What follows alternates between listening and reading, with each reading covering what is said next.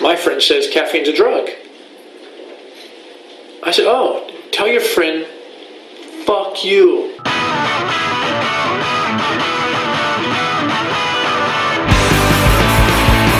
don't want to be your buddy, Rick. I just want a little breakfast.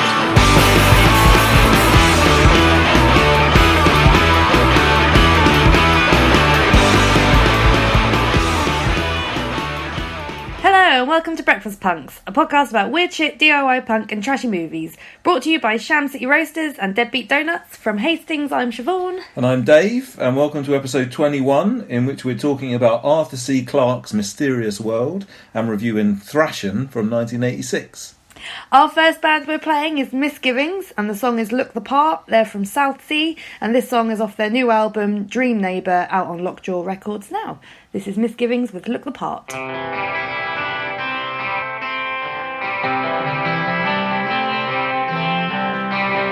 Rhoda wears the feather jacket in the park, throwing children off their cycles and remarks. They came back crying on a six-pointer of green. There weren't any left for a PST. When I look the part of the problem,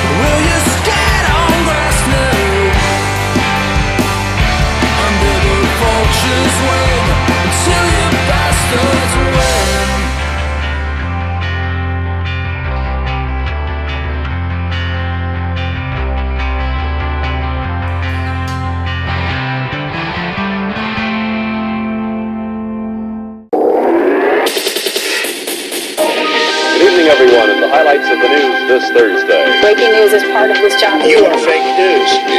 This is what's happening in your world tonight. Fucking news. My first bit of news is about Darius, the longest rabbit. Not Darius, the singer who did, what was it? Hit me, baby, one more.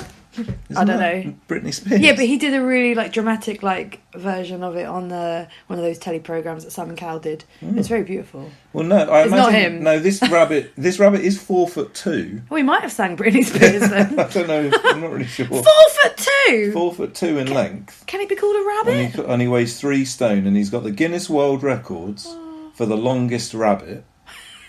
And this story just keeps this story just keeps unravelling with beautiful facts. So the longest rabbit in the world, Darius, has gone missing. I hope I find him. Has been kidnapped. No. He's 12 years old too, so I mean he might not make it. But his owner, Anna Edwards, who is actually a world record holder herself. Oh.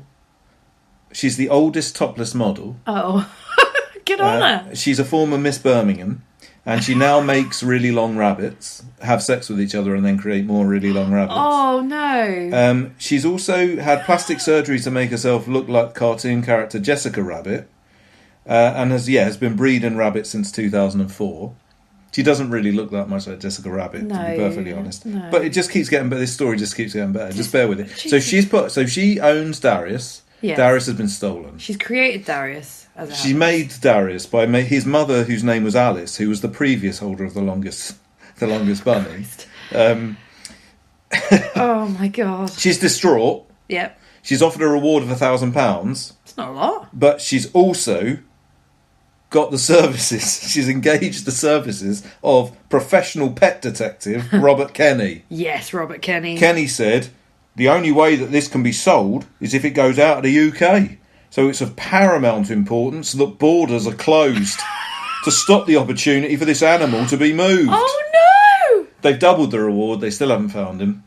Poor Darius. Oh, Darius. I just read that story and just with every additional fact, it just seemed to get better and better. That's such a beautiful thing. Oh my gosh. I love that there's probably like an email that went round to like Gatwick and Stansted saying, by the way, from Robert Kenny. Keep an eye out. Shut the borders! Keep an eye out for Darius. He's going to be in someone's suitcase. Oh, well. I'll be honest, I think Darius is dead. I mean, 12 years old, he's definitely into bread. Yeah, there's no way he's She's still very alive. worried about him. She said that he can't really walk anymore, so if he's been left anywhere, then the foxes are going to get him. Yeah, he's dead. But he's dear. big, though. He could probably fend off a fox with his big feet. I don't think that rabbits are known for attacking foxes all that often, no matter if they are 4 foot long or whatever. Well, Surely he can't walk. Oh, this is awful. The more I think turned about it, the into a more I'm sad really story, quite doesn't it? sad. so if you're listening, you're anywhere near Stoughton in Worcestershire, keep an eye out for a 4'2" rabbit, possibly being chased by a man whose name is Robert Kenny, and who He looks like Sherlock Holmes to me, yeah, with a net. but he identifies as a professional pet detective. I'd like to be a pet detective. And he's been, Oh, like Ace Ventura. yeah, I don't imagine he's probably got quite as much pizzazz. It doesn't sound I've it. got a feeling he's got no pizzazz. Brummy at all. Ace Ventura. I tell you who has got pizzazz, the former Miss Birmingham, who's made herself look like Jessica Rabbit. Oh gosh. How old is she, sorry? Oldest topless model. Doesn't say how old she is now, Okay. and I don't know how old she was when She was taking she the top was off. having the top off, but the picture of her and the bunny, she's got most of her tits out. Good girl. Does that help? So my first news story has a sort of animal theme to it eventually. Is it a long animal? Following on. It's not a long animal. In fact, really not a long animal. I'm out. Like many people, Mr. Gox is dabbling in cryptocurrency, hoping to strike it rich. He is notable for 2 reasons. First, he is making money with his lifetime career performance is up about 20%, beating many professional traders and funds. Yeah? Yeah, I don't really understand No, cryptocurrency. But neither yeah, do okay. I, but so he's doing well. this with it. person is doing extraordinarily well. Second, Mr. Gox is a hamster. This business-minded rodent has a trading office attached to his regular cage. Every day when he enters the office, What? it's so beautiful. Every day when he enters the office, a live stream starts on Twitch, and his Twitter account lets followers know Mr. Gox has started a trading session. So he walks from his regular cage into his other cage through all choice of his own. Doesn't know what he's doing at all. By running in his intention wheel, his hamster wheel, they call it an intention wheel, he selects which cryptocurrency he'd like to trade as the wheel spins through the different options. And there's a little screen that, as he's spinning, it's like picking. And when he gets out of the wheel, I guess it lands on one. And then his office floor has 2 tunnels nearby, one for buy and one for sell. So if he basically spins his little wheel, it lands on a cryptocurrency. I don't know what that means. I think Bitcoin is a cryptocurrency. Yeah, that's all right, but I don't Yeah. really understand what that is. as No, such, do but I. Yeah. So yeah, the little wheel spins through all the currencies, and then he has 2 tunnels, and he just chooses a tunnel that he walks in. But when he does that, every time he runs through a tunnel, the electronics wired to his office complete a trade according to Mr. Gox's desires. But this has nothing to do with Mr. Gox, does it? It just has to do. Some arsehole has set up a Twitch feed Yeah. and put his wheel in a little place that they're calling his office. Yeah, I mean, it's a beautiful picture of his little office. It's really cute. I think, but it's obviously sad. The minds behind the furry financier are two men in their 30s from Germany. We felt that everything keeps getting more expensive these days, and building savings is super hard to achieve with the high rents to pay. It seems like most people from our generation see no other chance than throwing a lot of their savings on the crypto market without having a clue what's going on there, i.e. I don't understand a word for that. Is that the only option? Are we not young enough to think that that's an option? I don't know. I think I'm in my 30s. You're literally their age, Yeah. so no, it can't be an age I don't know thing. what a crypto market is. We were joking about whether my hamster could do better, smarter investment decisions than we humans do.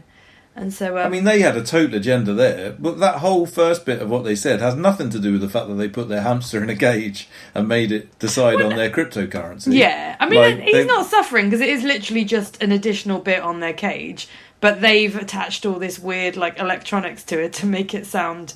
Just let the hamster do it. Why have you got to film the poor little fucker on your Twitch stream? I think he might be having quite nice. The first month was rough. He might be. Did you say he might be having quite nice? I don't know. Quite a nice time. Sorry that I got distracted. So yeah, he's currently doing better than some of the top... I mean, I could read them out. It wouldn't mean nothing to me. But he's doing better than some of the top traders at the minute. It wouldn't mean nothing. It wouldn't mean nothing. It wouldn't mean anything. Oh, I don't know.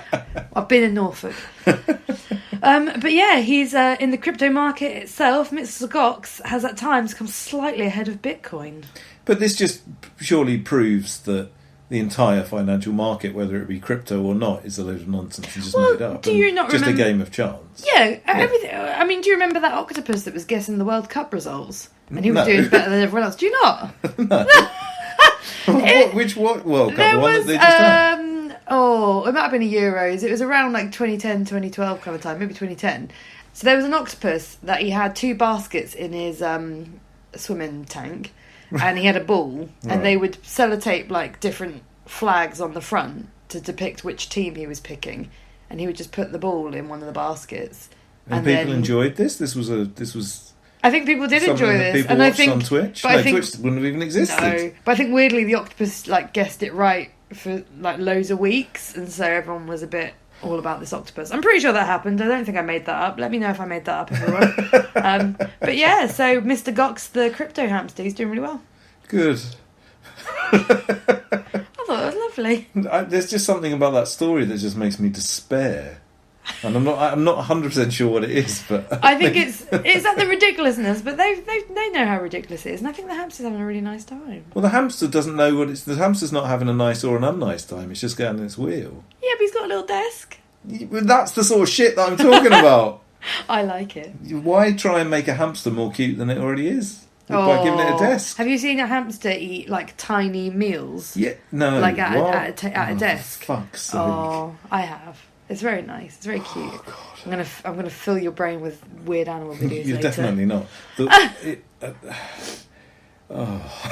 Why don't we move on? And you can despair at your own stories.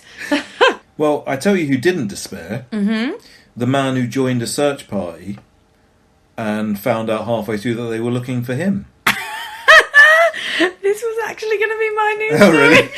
No. It was one of them. I'm so glad. I love this story. Well, Do tell. My only other possibility was a boy that put his penis in a padlock and then got gangrene. I tried to skip that one and go for the. I think you've told enough at that. But yeah, it didn't seem like it was going to go anywhere. Bayan Mutlu, I'm sure I haven't said that right, who went missing in Turkey, having been drinking with friends. Yeah. So he was pissed up.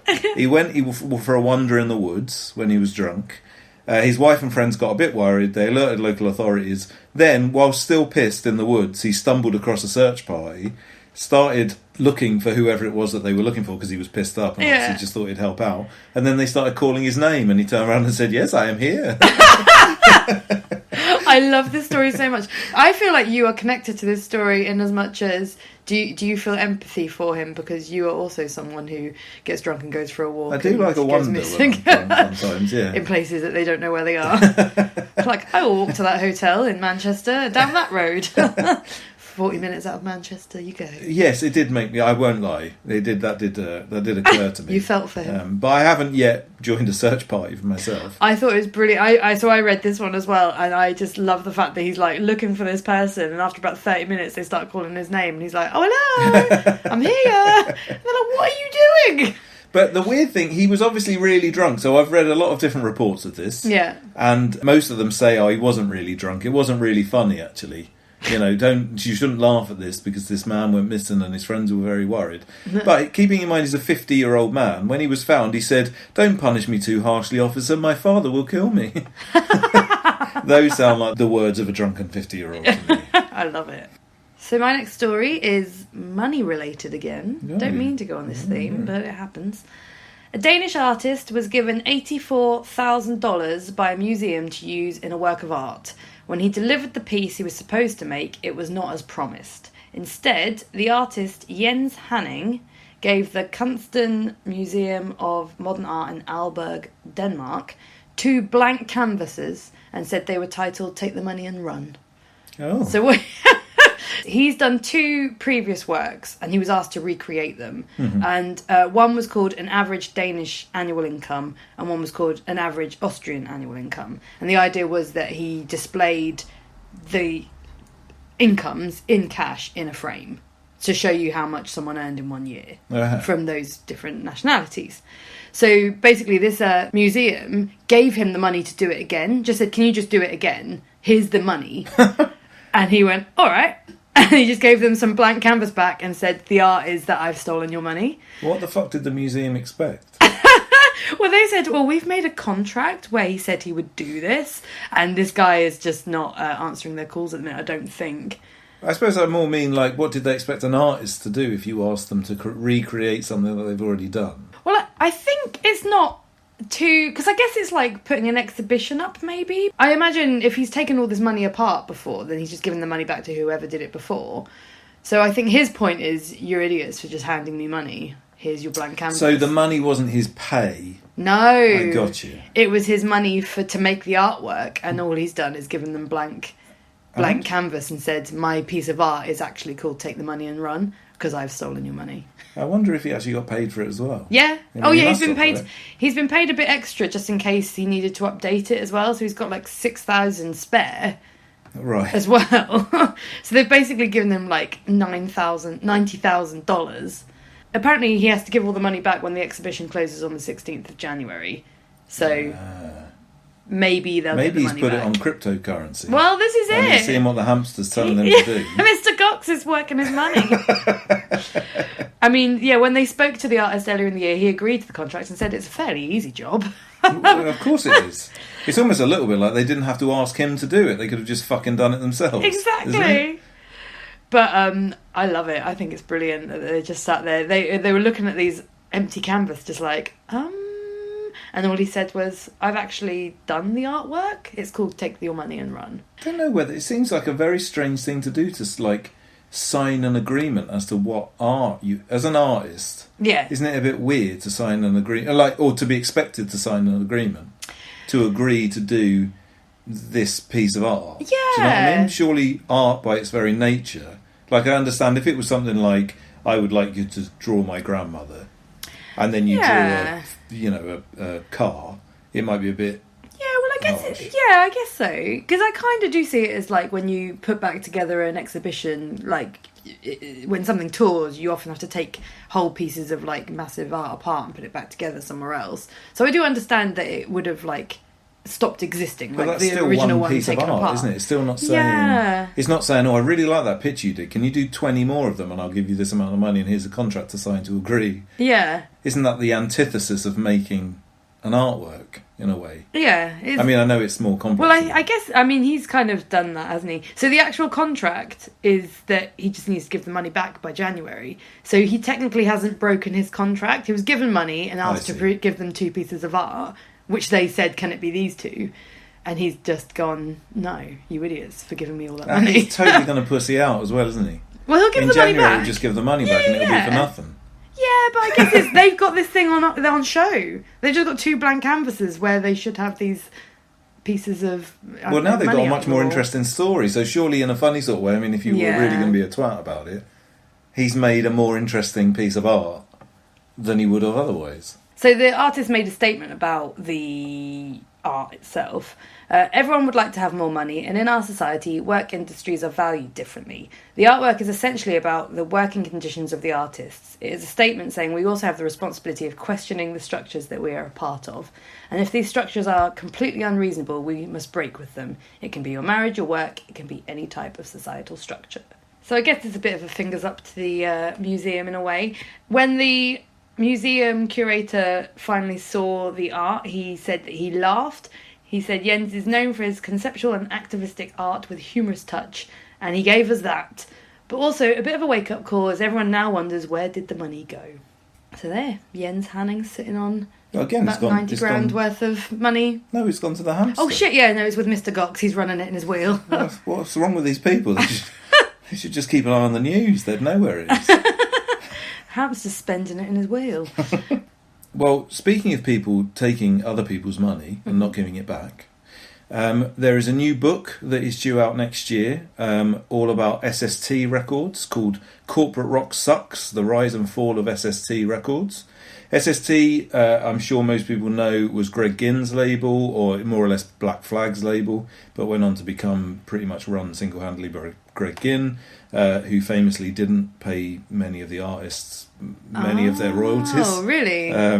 But was an amazing label. Records by Black Flag, obviously, Minutemen, Husker Du, Bad Brains, Sonic Youth, Dinosaur Jr., Screaming Trees, Soundgarden, and fucking millions. I absolutely love SST as a record label. I think it's one of the most interesting labels that was around during the 80s. It did get really big. Obviously, a lot of those bands went on to much bigger things, but also sold a lot of albums through the record label.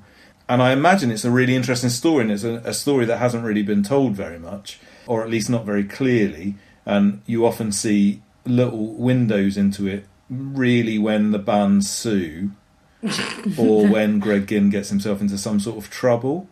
And so I'm hoping that the book tells that full story and is going to be really interesting. There is one problem with the book. Yeah. It's written by Jim Ruland, who we've spoken about before. He's the guy that co-wrote the Bad Religion autobiography and the Keith Morris autobiography, both of which were written rather poorly.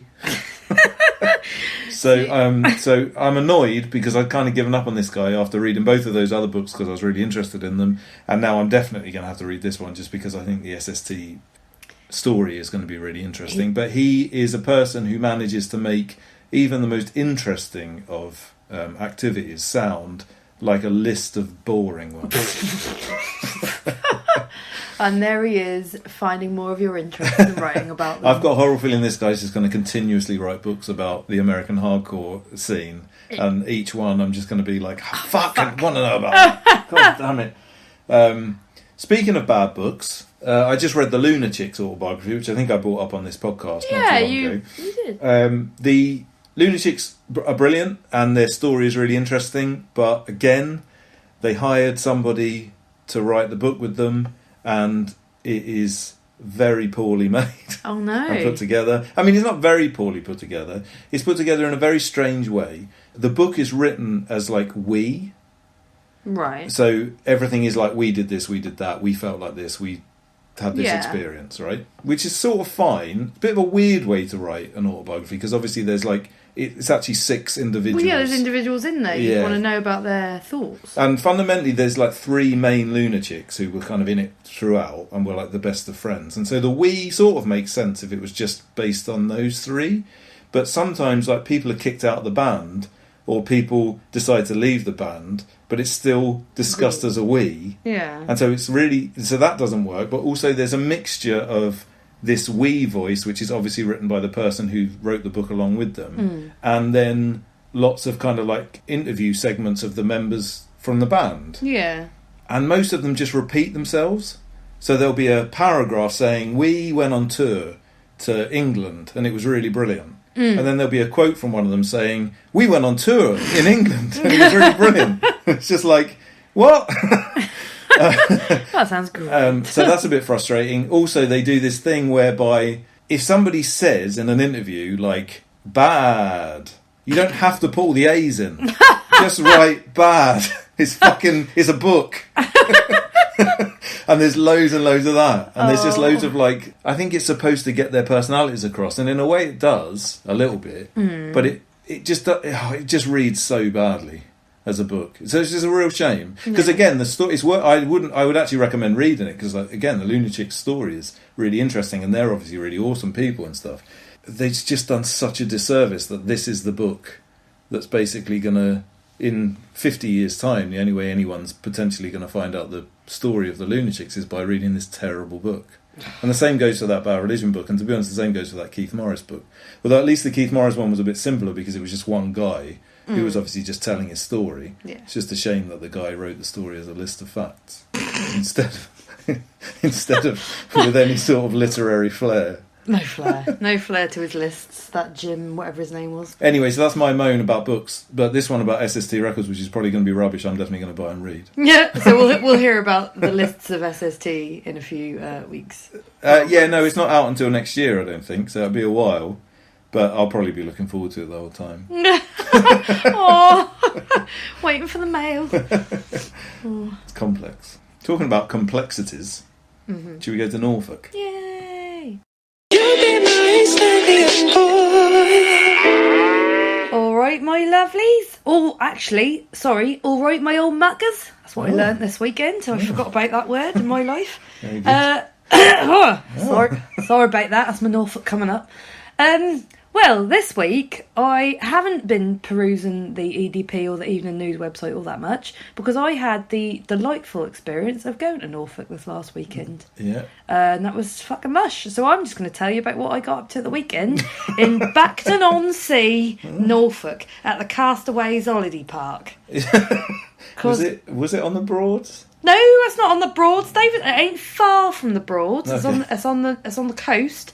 Not too far from Cromer, but Peregrine's there. But there are Peregrines in Cromer now, isn't there? Sorry, gosh, there you are, bringing in the extra news. No, it ain't too far from Cromer. It's kind of like northeast Norfolk coast, not too far away from where I grew up, near the Runton area, not far from North Walsham, that sort of way. And I must say, it was right nice. I went there for my mum's hen do with some of her old workmates that I happen to know from way back when I was there. So it weren't all people I didn't know. But it was people I hadn't seen in a long time. So everyone got very overexcited. I got thrown over a table at one point. Well, not even thrown over. My mum's old work friend Jo. Hi, Jo. Hi, Jo. She probably ain't going to listen to this. And she's probably going to be very upset with my accent. She had the best one. She got very excited and picked me up. And basically suplexed me onto the table. I thought she was dead. That's what happened when you get too much gin and Prosecco in the Castaways Lodge, which is the little 8-person hut that we stayed in. Is it a pub/post office? Like that one in wherever the fuck that was? No, what with the crows? Yeah. No, it wasn't that. No, this was, it's an out-of-season caravan park in North Norfolk. So there weren't much going on, I'm not going to lie. And basically we just got very drunk in a cabin. The next day, though, we went to, there's every caravan park's got a clubhouse. So you go there and you hope is the entertainment on. And my mum's friends love to get over familiar with people and find out everything about them. So we knew everyone's names within 2 minutes. And little old Sue on the front desk. Little old Sue. She's about 4'5", and she's about the same length as that fucking bunny. Well, she's the same length across, I'd say. Sat down with a little walking frame. She weren't moving much. We said, Sue, was there much entertainment going on tonight? No. Sorry, does Sue live there or she works there? I think a lot of the people who work there do live there. Okay. Some people don't, though. We'll get to them because Sal didn't live there. We go through the lot. Well, we made a lot of friends. Well, I didn't make no friends. I wasn't the one making all these friends with these people we didn't know. It was my mum's lovely over-familiar lot. Oh, I don't hate them for that. It was very nice. But yes, Sue said, I don't know, he don't normally start doing food this early. And it was 12. We said, well, we're very, very hungover and we really do need something. And my mum can't walk very far because she broke her leg having a piss not long ago. I think I told everyone about that ages ago. I'm and not so sure that you have, you know. I think I did. I Right, did talk about my mum's misfortune. Bless her. She's having another op next week. Get it all sorted. I'll let you all The know. pins in her legs are too long. Well, they're bashing against her kneecap. She can't It's not funny fucking at walk. all. I know, it's awful. She can't fucking walk. So anyway, Sue said, "Don't worry, I'll give Phil a ring." So we knew he was called Phil pretty early. And we said, and she had it on loudspeaker. She's like, "Oh, Phil, there's some women here, and they want food." And poor Phil's been up till 3 the night before, getting pissed. Oh. So he goes, "Don't worry, I'll be there in 10 minutes." And then in he rocked, made us all some nice veggie lasagna and chips. That was Where nice. was he out till 3 a.m. in the holiday park? Yeah. So it turns out, we said, "Phil, how long you worked here?" He goes, "Well, I worked here since last October because I was sacked from the last place." I went, "Oh, good. Hopefully not for poisoning food or nothing stupid." And then he said, "And what do you do here?" "Well, I'm the bar manager." "Oh, good. And who else works with you?" "Oh, it's just me. I'm also the kitchen chef." So the poor fuck had to do all the drinks and go make all the food all day. Not that there was many people there. It was just you lot in here and Sue? Us and Sue. And Sal, she's the cleaner. Sal's the cleaner. But Sal's she's the not cleaner. ordering anything then, No, presumably. she brought out the food. She stayed late. We said, "When are you going home?" She said, "Going at 12. We said, "Well, it's 1:30. What are you doing?" "Oh, I've stayed a bit." What, to help with you lot? Just to help with us. I know. I think they were very unexpectant of people. So I think it's probably important to say yeah, to the listener that it wasn't like there was 50 of you. there was 7 of us, 6 of us. I mean, that's not... Yeah. But they were causing I mean, a it lot would of... make sense for people to, like, come in from from home, especially to cook if there was, like, a big group. I know. Not so much They 6. well, I would say they had the voice of 1,000. They were loud, ruckusy lot. They were. I felt like the quiet one, and they were all. Honestly, David, when you meet them at my mum's wedding, Christ alive. But anyway, later, then we went back to this little clubhouse thing, and no one's going to be there, so we can just get a few drinks and like maybe have a little dance about if they got some music on. Also, you're not allowed to have hen parties, so we can't like dress up or do anything stupid, which is fine because I think that dress up is awful. But then lo and behold, we dressed up anyway. Went down there, decided we didn't fucking care. They'd already had complaints about the you? noise. Oh, Yeah, right. they're shrieking. So I got the impression that there was literally no one else in this holiday park. Well, I like, think there's staying there people for who fun. live there, Oh, right. and then also there's Baxton Gas Terminal next door. So there's a big gas works next door, Wow. and there's people Now that we're go. talking. There you go. And there's people who work there, and so they stay there when they're working. Gotcha. So basically, loads of people who just live in their normal life trying to work. Some old biddies are on holiday just trying to have their dinner. They brought the dog. And then like 6 50-year-old women and me come in, screaming the place down, demanding Jaeger bombs. I was not demanding this. Me and my auntie sat well back and let the disaster It was a hen happen. do. I suppose it was a But it wasn't secret meant to be a hen hen do. Yeah, do. sorry, yeah. And everyone's just going, "What the fuck's going on over there?" And Debbie and Joe, I haven't told you about Debbie, but Debbie was the one that found Hi, out everyone's Debbie. names. They've got these Hi, Joe. inflatable microphones and they're just hitting people. They're trying to we've eat got their one of dinner. them now in our yeah, house. yeah. And it just turned into a bit of a ruckus. So what did everyone make of the stripper when they turned up? There weren't a stripper, but I must say there was an almost holiday romance between one of my mum's You definitely aren't allowed to say this on a podcast. friends. She won't listen to this. One of my mum's friends and Phil, the bar Oh manager. my god. He got very upset because there was some young boys round, and he was very worried that they were going to come over to our cabin at one point. What these young boys would want doing with When any you of say us. young, what are you talking? I think they're probably about 30. Right.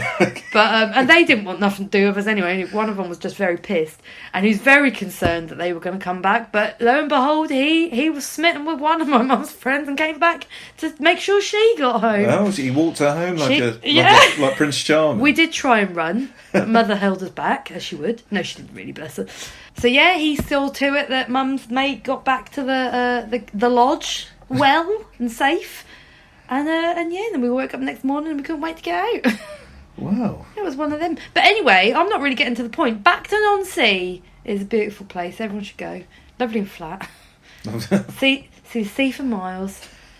But yeah, so sorry, I haven't really got any Norfolk news other than the fact that I've been to Norfolk and I really enjoyed it. And if anyone would like to come to Castaways Lodge with me at a season next year. What do you think it would be like in season? Is it somewhere that would probably be quite busy in the summer and stuff? Has it got stuff to do? No. Would it have stuff to do? Would they have like the Blues Brothers? And I think Redcoats I and think stuff? they'd have. Well, no, it's not quite like that. It's like a carpeted social house almost with a darts board at the end, but that's also on the stage, so you can't play darts and have a band. Entertainment. No. But surely they would have darts tournaments there and stuff. They could do actually. I reckon they might. Sounds like do. they would do if the darts board is on the stage. That is true. It does look like a darts venue actually, and it's Did you go to a beautiful darts venue? And were you just told it was a holiday? Were you just in a caravan around the back of a darts venue? maybe Between a darts venue and a gas a terminal. gas station. possibly. Oh, I liked it. It was very nice. And the lovely thing is, all my mum's friends want to do it next year. They just want an excuse to go in this lodge and get pissed every year with Phil and Sal and Sue. So you're going to have a hen do every year? Or either a hen do A or a mock. reunion. And if it's a reunion, in fairness, I reckon anyone can come. So if you're interested, I'll let you know. Castaways Lodge. Let's all go party with my mum and her not mates. going to know what hit it. If It didn't. just like, it if did you not just- enjoy it this time. So if you get even more of just your mates to come along, we've still got to go to Orlando's restaurant. That's true. So we Amazing. We can have a big do. We'll stop in Orlando's, get some grub, Then go up the then power up, plant. up to Castaways Lodge and back to Non-Sea. So you Go can hang out with Phil and jump Sal. Phil's bones. My mum. He was so awful, bless him. He said, "You will text me in the morning," and she couldn't stand up. I was like, "I don't think she's even going to know who you are." And then we all rushed out of there in the morning before we got up. So that's all well and good. Next year, Castaways Lodge, back to Non-Sea. Let's all go. All right, well, let's leave Norfolk Yeah. and let's go to London. Oh yes. We're going to play a song now by Emily Flea. It's from her new album, No Room For You, which is out on Grow Your Own Records. As we say every time, we love Grow Your Own Records. Absolutely brilliant record label. They've got a few new releases out over the next couple of weeks, and we will probably be playing some songs off the other ones on future episodes. But for now, you should just go and check out Grow Your Own Records and buy everything that they've released, because it's always brilliant. But yeah, this is Emily Flea. She used to be in the Fleas, and the song is called No Pride. No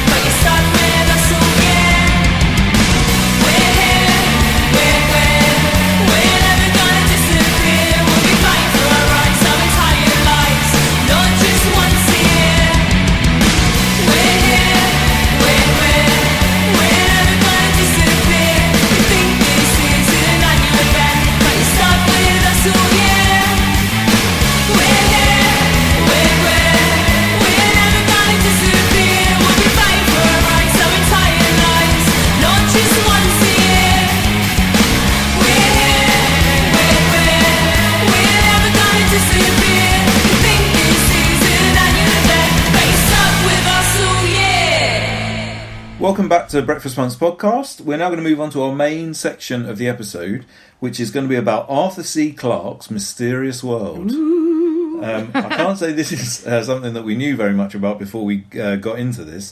The original idea for covering this on the episode was that the magazine For Tea and Times has just recently done a kind of guide to all of the different episodes, and I read it and thought it kind of sounded like it could be funny. Yeah. Again, we had nothing to base this on. Arthur C. Clarke's Mysterious World was a TV programme from 1980, which was produced by Yorkshire Television, and it was shown on ITV, more or less in like the sort of dinner time slot. Yeah, like the bit before Coronation Street. Yeah, so not quite for kids, but kind of also for kids. Yeah, just after The Simpsons. Yeah. Except that wouldn't have been then. It definitely doesn't present itself now as being for kids in any way, and I think it's quite fondly remembered, probably in the same way as like something like Doctor Who is, in as much as it had loads of like weird shit in it. And so I guess if you were a 10-year-old or something in 1980 and you know your parents let you watch Mysterious World, I'm sure it would have probably blown your mind. Yeah. And so we figured,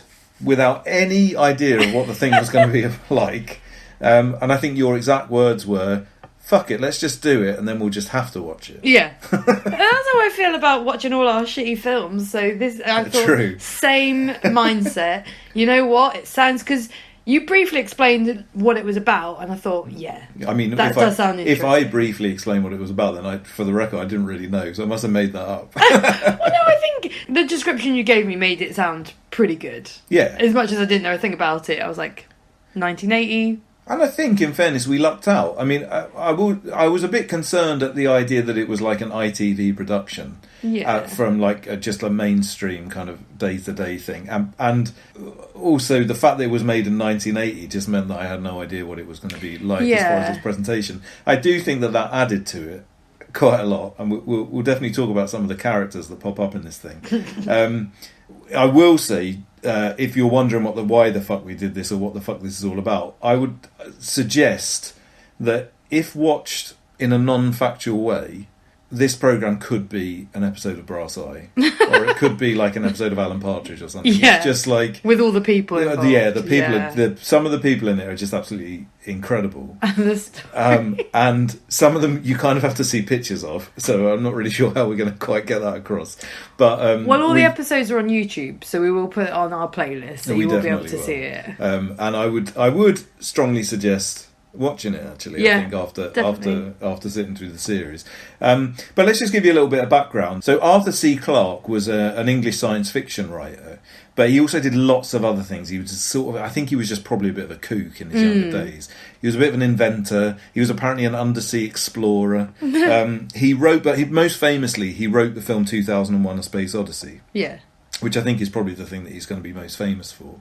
In his later life, although by later life I mean I think he was in his 50s maybe, he moved to Sri Lanka and lived out the rest of his life in Sri Lanka. And quite interestingly, he was gay, and one of the reasons that he moved to Sri Lanka was that at the time the laws in this country were really not very favourable towards homosexual people. And there's I just want to bring this up right at the start, just because it probably won't come up in any other way. There's a really interesting bit in this programme, again keeping in mind that this is 1980, where he's playing table tennis. This guy's incredible, by the way. You've got to just see a picture of him as well. But he's playing table tennis with this sort of young Sri Lankan guy. Yeah. And he introduces him as his partner, which obviously in the context of the times could have meant like table tennis partner. Yeah.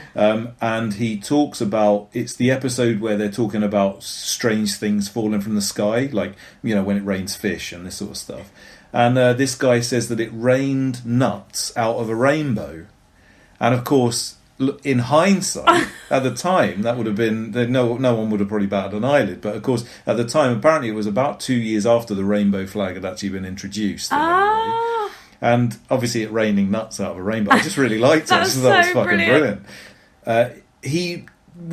He did get like knighted, and you know he was actually a proper famous person at the time. He died in 2008. There is something quite nice about the fact that just hours before his death, a major gamma ray burst reached the Earth. And it was a new record as the farthest object that can be seen from Earth with the naked eye. So it actually occurred 7.5 billion years ago. and the light took that long to reach Earth. So he saw that just 2 hours before he died. And having obviously been like someone who was into this shit, like really into this shit. Oh, he's so into it. It's quite nice that was kind of the something that happened just before he died. So, as I said, he moved to Sri Lanka in his later years, and from there he made a number of different TV shows and was kind of generally just, I guess, a personality of the sort of mysterious and weird and wonderful stuff. And this was the first of them. He went on to make Arthur C. Clarke's World of Strange Powers and Arthur C. Clarke's Mysterious Universe, which was actually in the 90s. So he did keep this stuff up. And the programme itself is just a general discussion of anything that fits into the sort of weird and odd and mysterious. Yeah, the mysterious world. And they cover all of the kind of things that you would probably expect, I suppose, looking back on it. They cover the Yeti and the Ape Man. They cover UFOs. They cover, like I say, strange things falling from the sky. Yeah, things like Stonehenge. Yeah. Things like the Loch Ness Monster. Crystal skulls appear at one point. There is, Yeah. and famously, if there's probably one image that anyone's ever seen from this, it is of the crystal skull. Yeah. Which I think is what one of the Indiana Jones films is based on or something, but it is quite a famous... It turned out to be a fake, but it is something that was supposedly formed... I think it's actually made of glass, but it was formed... like a perfect skull. Yeah, and they can't see any workings on it, so they can't... It's been done so well that no one can figure out the workmanship on it or something. And it was believed by the locals to be 5,000 years old or something, but it turned out to actually be made in 1964 or something. Yeah, like in a factory or something. So in the first episode, Arthur C. Clarke uses the categorization of the mysteries of the various kinds. So, and that kind of sets up what the series is going to be about. So the first, he talks about mysteries of the first kind, which he says is phenomena that were mysterious to our ancestors but are now well understood. So he illustrates that by they watch a solar eclipse that happens the year that they filmed it, and they're watching it in Hyderabad over in India. And he's saying, like, isn't it wonderful? But actually there's some cultures that still find this kind of terrifying, scary. There was tons of people in the village that he was stood at that didn't go watch it because they were scared of what was going to happen. One of the interesting things about the series is as well that watching it 40 years later, some of the things have moved into that, some of the things now that they thought were incredible now aren't. Yeah. He then goes on to talk about mysteries of the second kind, which he describes as phenomena which are as yet unexplained, but we do have several clues that hint at an answer. And he talks about this thing called ball lightning, which I'd never heard of, which someone in a cabin of an aircraft saw it. And he then, doesn't he go to somewhere in Scotland and speak to some ladies that have also experienced this ball lightning? A ball of fire apparently hit a woman in a cafe while she was on the beach. And I think this is a really good introduction to kind of what to expect from the rest of the series in a lot of ways, because it's so absurdly quaint and old, not old English like oldie English, but just 1980s England. Yeah, which is quite shocking, because I guess a lot of the people that he interviews and that I talk to, they're all quite elderly themselves already. Not all. But they're all it's incredible. Yeah. Just watching the people on the camera, it made me think a lot about the fact that in this day and age, everyone is used to being on camera. And you could tell that none of these people are... And there's something both nice and sort of frustrating about it, because they've obviously all put on their Sunday best, and they're all sort of speaking as well as they possibly can. And obviously, I suppose there was probably more. Maybe there was. I don't know. Wouldn't be ignorant that you can't say this necessarily, but maybe there was just more people like that around 40 years ago than there are today. I don't know, but like everybody's like fashion-wise and the way they spoke and their kind of attitude towards life was so mundane. So this was one of the first options. They were talking about this woman getting hit with a ball of fire in a cafe on the beach. And they said, she would have been saved a lot quicker, but the beach attendant had a wooden leg. So he couldn't get there very quick. So it burned down. does sound a lot Just like like- that. and there's so many, and this was, like I say, this was one of the first ones, but from this point onwards, basically everyone you meet is kind of A that little bit person mental. with some sort of crazy story about Yeah. like someone with one eye or someone. Oh, and then there was raining broad beans. Yeah. We'll get to that later. It's just wonderful. So the second kind is they include things like the Loch Ness Monster and Stonehenge in this, Yeah. which it then goes to Again, explain. some things that have been maybe not disproved, but like the Loch Ness Monster is now more or less considered to be just an impossibility. Yeah. Whereas at this point, I think it was something that was quite believed. Yeah, very much. I mean, I'm sure some people believe it now still, but And then it talks about mysteries of the third kind, which is phenomena for which we have no rational explanation.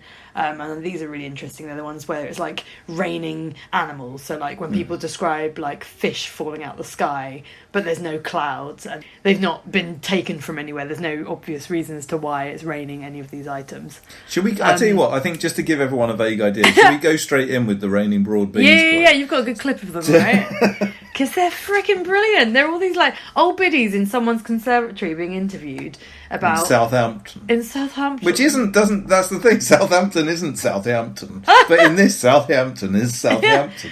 It's so wonderful, just their experience of what happened to them. Here we go. But we happened to be in the dining room. First of all, we heard this terrific clatter. It was an awful noise, wasn't it? Yes. We rushed out and went down into the garden, and presently a load of broad bean seed came over, and we both ducked. Ducked down because they're fairly big, broad bean seed. And then you got a little bit annoyed about it, didn't you? So I turned round to the wife and I said, well, this is bloody silly. I couldn't help it. The following day, down come a shower of peas and maize, haricot beans. By then, of course, we were all getting rather excited about it. It was still snowing, it was still gusting, and we couldn't make head or tail of it. Oh, bless them. I mean, love just it. keeping in mind. Oh, well, you got a bit annoyed, didn't you? Oh, well, I thought this I was told the very wife. silly.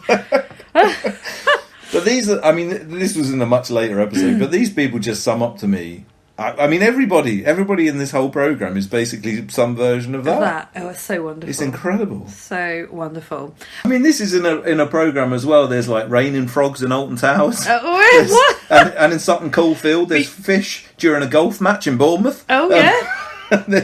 But then sometimes they just go to like America, and then so yeah, they they go went to Louisville. no, I think it's Louisiana or something. Okay.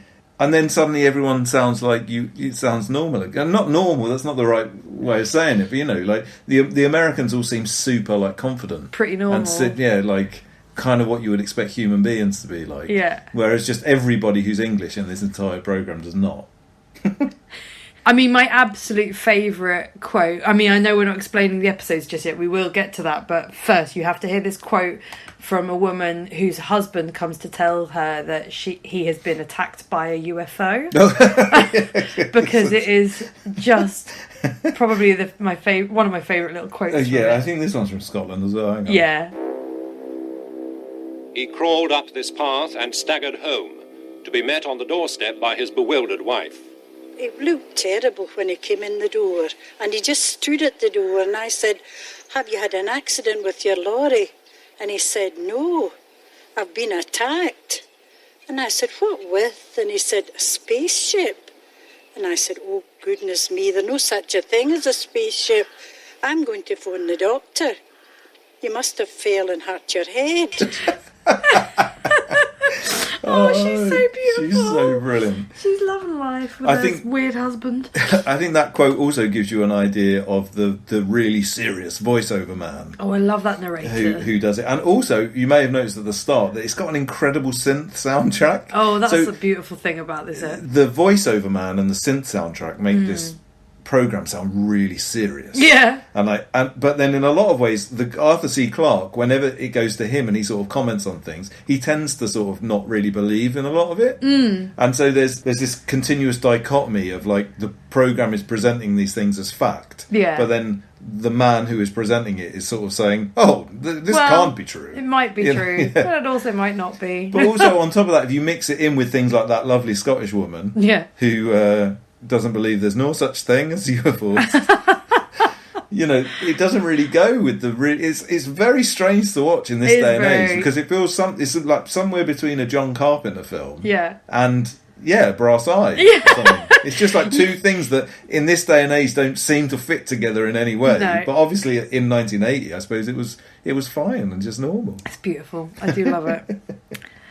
So the series covers tons of different weird and wonderful mysteries. So we're just going to pick out some of our favourites that we thought were brilliant along the way. And the first one is the missing ape man. And to be honest, the whole episode is about either Bigfoot or Yeti, depending on who they interviewed at the time. Yeah. And didn't they interview some wonderful people about whether the ape man or the Yeti exists? I think this episode might have some of the best ones in it, to be honest. That's some good people. My absolute favourite is this guy called Squadron Leader Lester Davis. I've written something down about him. Sorry. I've made very few notes, but one of them says, Sergeant Lester Davies is dressed like a Union Jack cunt. I can't explain. If you put like Google this program, I'm pretty sure it'll come up. This guy, he's wearing a jumper that's like the colours of the Union Jack, and then he's got the most unusual hat I've ever seen in my life. I don't know how to describe it. It's like a Pope hat. It's like a Pope hat, but it's a Union Jack. Yeah. And it's so weird because it just cuts to him. He's talking about how he saw a Yeti. Yeah. And he obviously wants it's one of those, again, it goes back to that thing. These people have obviously never been on camera before. So they just want to make it a spectacle. The most them it can possibly be. And this fucking squadron leader, Lester Davis, he's really doing it. What he thinks is that Blighty is fucking bloody great. Bloody great, Blighty. But then in America, oh god, there's kind of the American equivalent. Grover. Dr. Grover Krantz. Yeah, doctor, yes. This guy he always has a rifle. Yeah. So whenever he's being interviewed, he's holding his rifle up, and he wants to kill a Yeti or an ape man. Yeah, he says that's his goal, is to kill one and to prove it exists. But in the meantime, he's just pouring plaster casts into tracks that he finds to show the proof of their feet. And most of them have been disproven. So this is another sort of interesting thing. The 14 Times issue does talk about some of the things that have been disproved. And one of the really interesting things about the Grover Krantz bit is there's a very, very famous video of a Sasquatch, which I'm pretty sure everyone must have seen. And it's clearly just a man in a monkey outfit walking along. But it's presented as being absolute fact. And even Arthur C. Clarke himself says something like, we've checked the movements and there's no possible way this could be a human. And he says it because of the special effects used in the 2001 Space Oddity movie. He says they learned how to make very convincing ape men for that video, and for that film even. And he said that it would be very difficult for a creature for someone to fake that in this video, and this video has been watched by experts and they say it's impossible to fake. But then you watch it, like you said, it looks like someone who's literally just gone for a piss outside and is walking away from it trying not to be noticed. I mean, I'm not an expert, but it's unquestionably a lazy man just walking along in an ape suit, turning around, making no effort to pretend to be anything other than a man in an ape suit. Exactly. And it also, I mean, in the same sentence, Arthur C. Clarke says it would be very difficult for a creature such as Bigfoot to remain undetected, and yet here's one just casually watching that it knows it's being filmed. It's looked at you and is just walking. Oh, that's brilliant. Yeah, where he just turns around. He looks like a stoner teenager. Yeah, do you know just what I mean? stomping just off. Sort of like... They're like, his movements would be very hard for any human to replicate. And I'm like, I see people walking around like in Hastings like that all the time. Gosh. But then we do meet somebody who has met the Yeti. Yeah. And I think we need to play. He does an impression of that. Well, and I think the narrator says before he does it something to the effect of that this sends chills through the local spines when they hear this impression because it's so accurate. Should we find out? Yeah. With some assurance, he imitates the Yeti's cry.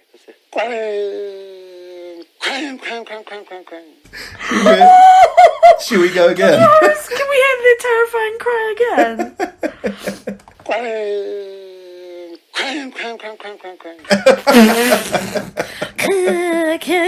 God, fucking terrifying. Shivers through my spine. But so immediately after this, there's another interesting thing this program does, which is so out of date in this day and age. And it's really bad. And it's really bad. And what they do is, there's obviously lots of people that get interviewed in their own language, including somebody from Nepal. So they dub them with a translation. And what they choose to do in this program, and I don't know whether this was the thing that everybody did in 1980, is that they put on a little accent for who they're imitating. It's bad. That cry is listened to in fear by the Sherpas. 6 years ago, Lakpa Damani heard it close by. A yeti came and attacked me and threw me in the river. His face was very black and he looked like a very old man. God, it's so bad. I almost didn't really... I noticed it the first time I heard it. I was like, God, that's a bit off that they're doing that. And then they have Russian people along the way, and and it just gets really bad. I'm just going to do my favourite. You do? My favourite is the French. Oh, yeah? In pictures taken by a French Jesuit priest, Abbé Bourdet, the toes again show very clearly. Ce n'est certainement pas un singe. Ce n'est pas un ours non plus. It is certainly not an ape, nor a bear, because a bear has claws, and this creature has not. So I think it is a special kind of animal that we don't really know anything about, because we don't have an exact description. He sounds like fucking hello. It's just so awful. But it's just like you say, it's funny that it's presented so seriously, and that narrator is just before every time with this really serious and the speech. Synth as well, and that like dirty synth in the background. And then just this like jaunty kind of, I don't know, xenophobic version of people's translations. Yeah, it's incredible that you have to use code words in 1980 if you're just in a relationship with someone of the same sex as you, and yet you can do the most racist impressions of anyone you like. Yeah, it's pretty horrendous. But there we are, 1980 for you. One of the things about this programme that I really like is that it doesn't actually really give you any answers at the end. No. They're all quite short episodes, and so what happens is they just throw a load of stuff at you, like, oh, this person saw a spaceship, oh, this person saw Bigfoot, oh, this person saw whatever. But there's a bit of opinion, because obviously Clarke will come in with a bit of an opinion. But it doesn't really bother to... It's sort of slightly sceptical and slightly not, all at the same time. Mm. So, what do you think? What about the existence of a Bigfoot, a Bigfoot, a Yeti, all those ones. I don't think they're wandering about in the forest in America, because, again, someone would have seen people living there. But, I don't know, maybe. There might be someone in, like, some of the colder countries, or, I don't know, we don't see every single hovel in the mountain. I was quite amazed to find I wonder if there's like forest people. Well, no, I don't know. When I say it sounds mad, so I'm not really convinced of it. I think if you think about like Google Maps and all that, if you just think about how much of the world is now regularly mapped, and there's it seems people extremely unlikely. Exactly, and there's people devoting their entire lives to finding something living out in the woods. Like someone would have seen something by now. So I'm kind of willing to dismiss this. I wonder how recent there were, not prehistoric, but like people who still like were more directly descended from cave people. Like I wonder. Yeah, one description of the Bigfoot is it's just a really huge creature that's kind of half man, half something else. Oh. So I'm wondering, like, I don't know, I swear we watched like a weird film where there was these people living in the woods by the old kind of ways of the original... What, like Wrong Turn or something? Yeah, I think it was, yeah. That's not a real film, though, is it? No, but a bit of me is like, that, I could possibly believe there are people that are off the grid, tribal, old ways, living somewhere. I think, but they're all on Facebook. So I don't think you need to look. You don't need to look in the middle of the woods. And anyway, what about you? I assume you don't. I don't. So for the record, one of the things I love about watching this sort of program is that I don't really care either way. Yeah. Oh, I don't care. As in, I'm happy. I don't know. I can enjoy it whether I believe it or not. Yeah. It's a little bit like all of the conspiracy shit that I put my brain into. Like, it doesn't really matter to me whether it's true or not. I just enjoy it for what it is. I suppose I would say no. I don't think that it's possible that there is really anything much in the modern world that hasn't been explained. What hasn't been discovered. Found. I don't think so. For example, one of the things that always confuses me about things like the Yeti and stuff is that there's never any shit anywhere. No one can ever find a Yeti shit. They only find footprints. Exactly. They never find like a nest or somewhere where they might have lived. And I suppose maybe that's a bit ignorant. Because or a dead one. Or a dead one. Yeah. Like if they've lived all this time, where are the bodies? Yeah. And so if you're going to argue that, for example, there's a Loch Ness monster, you can probably say well, there's only one. There's one Loch Ness monster, and it's in the water, so that covers up a lot of those things. Whereas a Yeti that's wandering around in Oregon, although I was very surprised to find that Oregon apparently has thousands and thousands of miles of land that actually isn't barely any humans go to. I had no idea that there was any part of America that was like that, really, and that sort of seems a bit crazy. Although again, I wonder if in the last 40 years whether that's still true or not. Yeah. Do you remember that Amon Bundy? He was up there in Oregon.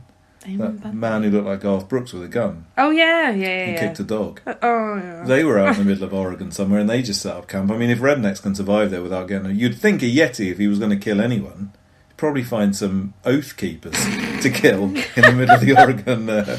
So, I mean, I'm making a lot of presumptions about the Yeti's or Sasquatch's politics, I suppose. Maybe he's racist. I think he might be. Interesting. There you go. I mean, he's definitely a cannibal because, again, you never find a body. When they die, they must just eat no, but each he other. doesn't shit, so he's obviously not eating anything either. Oh, I think we've disproved it. I think we've disproved it. We didn't need to watch this. The Sasquatch does not exist. Fuck you, Arthur C. Clarke. Yeah. Hope you're spinning in your grave. Oh, no, I like him. Bless him.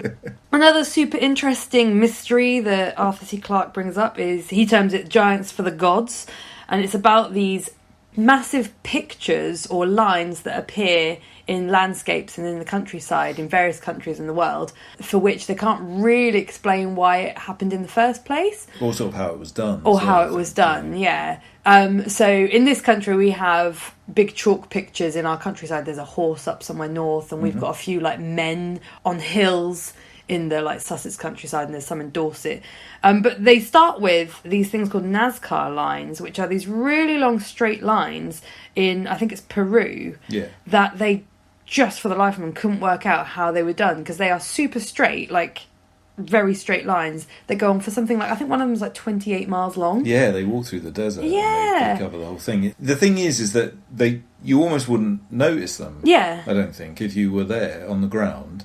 And you can only see them if you go high up. High up. But they were created many, many years before anyone could fly. Like, flying didn't exist. Well, there's a suggestion that Peruvian Indians might have had hot air balloons. In, like, thousands of years ago or something, which I think is probably a bit absurd, but I quite like that. Oh, they made one, didn't they? Someone made one and flew up in it. Yeah. Because there's also, there's this massive, like, I think it's the biggest picture of any of these kind of lines that is out there, and it's a massive picture of, like, I guess a little animal or a little person. I think it's a person, and it's huge, and you can only see it from far away. And how they would have been able to draw it, is that the one in the Chilean desert? Because they go yeah, I think that must be that. And it's absolutely massive, and you just it's so big it goes over a hill. So on the ground you just cannot figure out what it is. You can only know what it looks like from miles away. And they have these in the deserts all over the place, in the sides of deserts, and they've just been untouched for years, and just no one knows why they were done, because on the ground you can't see them, but flying doesn't exist at this time. So what are these people doing? Which is where I guess Giants for the Gods comes. They've decided that these are pictures for some being, which I think you can imagine that could well have been the case. Like, they would have had a lot of beliefs in old gods and stuff, and so it's not that much different to a painting in the a religious painting that you're doing for whatever god it is that you believe in. True. I think there's a lot of overlap between this and there's the other episode which is about all the stone circles and Stonehenge and that sort of stuff. It's like the Egyptian pyramids and stuff. They all line up with the way the moon moves. Yeah. And there's certain points where the sun perfectly comes through little holes that they've cut and all this sort of stuff.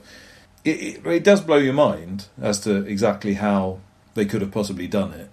And also the workforce behind it, because it would have taken so long to have made these lines. Like, I think they pretty much show how it's done on the ground and how you can do it in a straight line. They got children to demonstrate it with like a bit of string, and you just stand in one place and walk to the other.